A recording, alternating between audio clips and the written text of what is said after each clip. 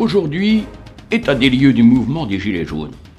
Dans ce premier épisode, nous allons faire un bilan et comme dans tout bilan, il y a des choses extrêmement désagréables à entendre.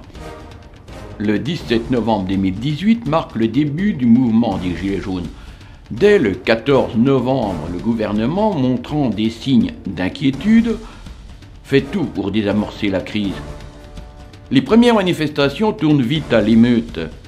Le 4 décembre annonce la suspension de la taxe carbone pour 6 mois. Le 6 décembre, Macron annule l'augmentation de cette taxe. Le 10 décembre, Macron supprime la hausse de la CSG pour certaines retraites et une augmentation du SMIC de 100 € qui n'est rien d'autre que la prime d'activité. Depuis, les seules annonces visent le durcissement de l'arsenal répressif.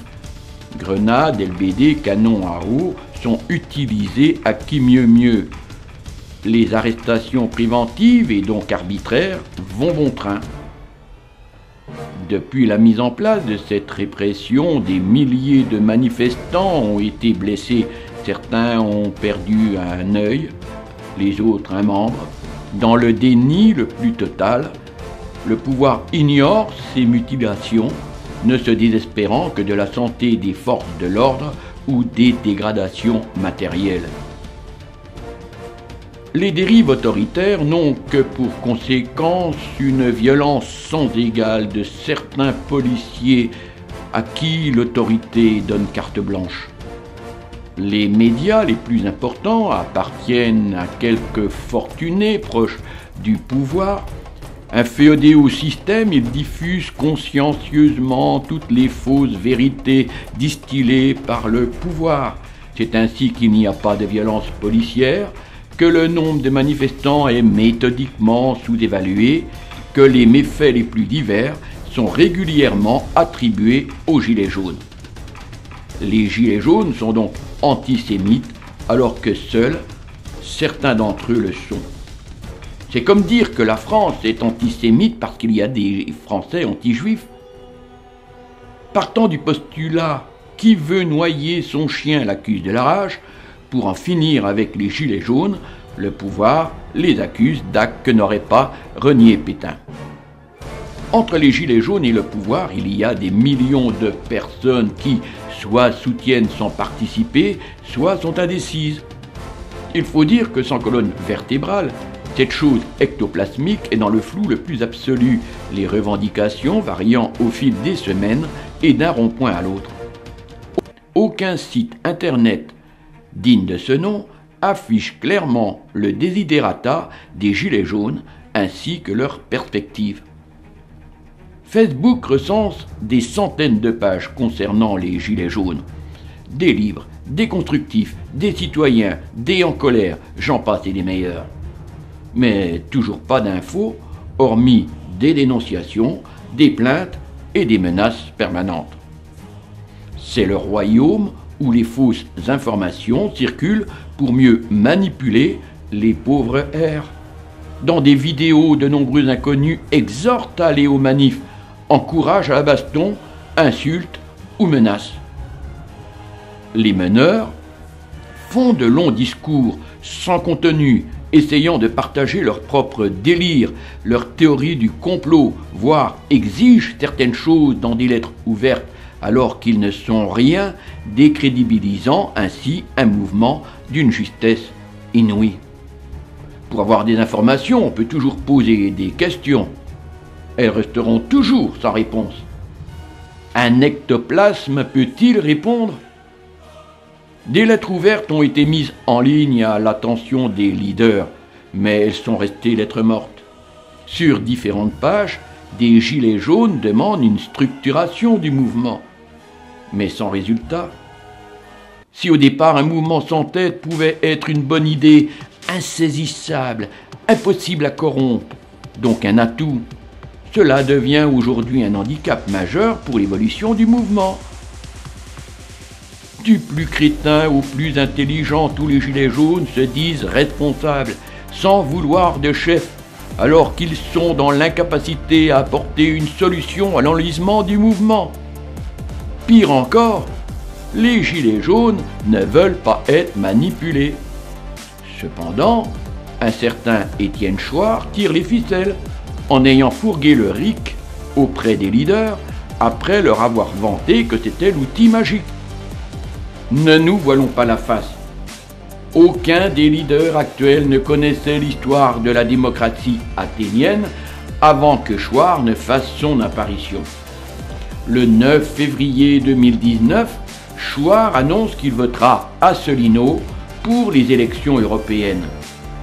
Le 21 février, consigne est donnée de voter Asselineau. Les gilets jaunes ne voient-ils pas qu'ils sont manipulés ? Si les gilets jaunes ont ouvert les yeux en novembre, les plus actifs sur Facebook eurent vite fait de les endormir avec des délires dignes du messie cosmoplanétaire de Castellane. C'est ainsi que chaque semaine, des manifestations dont on ne sait plus pourquoi elles ont lieu se terminent souvent en baston avec les forces de l'ordre. Sur les pages, des citations du type « force et honneur », « il vaut mieux mourir debout que de vivre à genoux » font leur apparition, donnant à ceux qui diffusent l'impression d'être des guerriers à l'image de ceux qu'ils ont dans leur console de jeu. Certains d'entre eux envisagent même déjà de faire don de leur vie. Le niveau ne volant pas haut ne donne pas envie aux indécis de rejoindre le mouvement et fait fuir ceux qui ont quelques neurones. Encore, s'ils allaient piocher dans la Révolution française ou l'empire des slogans de l'époque tels que « mort aux tyrans, paix au peuple »,« liberté, égalité, fraternité ou la mort »,« vivre libre ou mourir »,« vaincre ou mourir »,« patrie, humanité, vertu », partout la vérité portera son flambeau. On pourrait imaginer que les gilets jaunes ne sont pas des immatures analphabètes. De par le principe de ne pas avoir de responsable pour conduire le mouvement, les gilets jaunes se privent de toute possibilité d'évolution.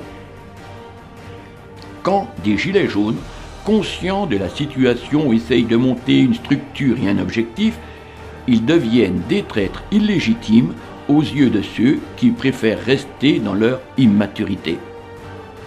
Faut-il avoir une légitimité quelconque pour penser, créer, avancer, alors que la majorité ni ne pense, ni ne crée, ni n'avance ?